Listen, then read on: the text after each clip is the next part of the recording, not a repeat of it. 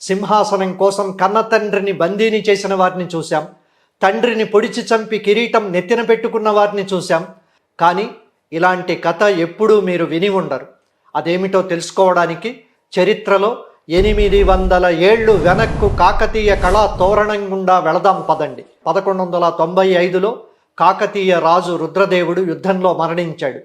1199లో మహాదేవుడు కూడా యుద్ధభూమిలో ప్రాణాలు కోల్పోయాడు. యువరాజు గణపతి దేవుడు రాజుల చేతిలో బందీగా ఉన్నాడు. ఇది కాకతీయ చరిత్రలో అత్యంత సంక్షోభకాలం. రాజు లేడు, వారసుడు చెరలో ఉన్నాడు, సామంతుల తిరుగుబాట్లు. సాధారణంగా ఇలాంటి సమయంలో రాజ్యాలు కూలిపోతాయి. కానీ కాకతీయ రాజ్యం నిలబడింది. రాజు కాని రాజ్యాధికారి రేచర్ల రుద్రుడు. ఈ సంక్షోభ సమయంలో రాజ్య భారం మోసిన వ్యక్తి రేచర్ల రుద్రుడు.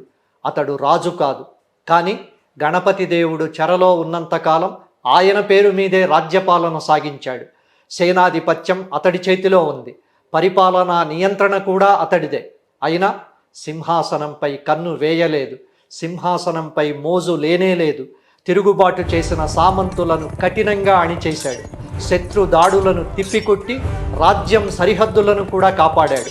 ఒక శాసనం ప్రకారం రాజ్యానికి ముప్పుగా మారి తిరుగుబాటు చేసిన సామంతుడిని చంపి అతడి తలను జెండా కర్రకు వేలాడదీసి తిరుగుబాటుదారుల వెన్నులో వణుకు పుట్టించినట్లుంది.